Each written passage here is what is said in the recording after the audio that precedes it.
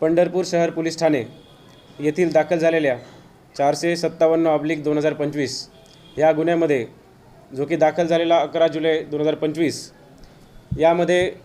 कलम 303 सबसेक्शन 2 या अन्वये चोरीचा गुन्हा दाखल झालेला। या गुन्ह्यामध्ये फिर्यादीने आपल्या घरातील सोन्याचे व चांदीचे दागिने हे गमावल्याची खबर पोलिसांमध्ये दाखल केलेली। त्याच अनुषंगाने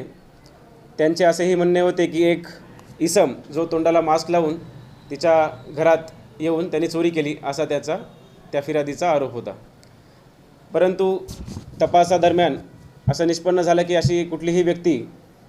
तेथे त्या घरात घुसली नसून आपण आपले इतर जे टीम्स आहेत ज्यात गुन्हे प्रकटीकरण शाखा असेल व विशेष पथके असतील,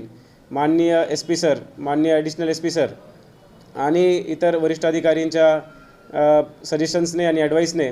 वी फॉर्म दीज टीम्स आणि त्याच्याच अनुषंगाने तपासादरम्यान असे निष्पन्न झाले की त्याच घरातील काम करणारी एक केअरटेकर ह्याचा ह्या गुन्ह्यामध्ये हात होता। विचारपूस केल्यानंतर त्या केअरटेकरने याची कबुलीही दिली व त्यानंतर आपण यशस्वीरित्या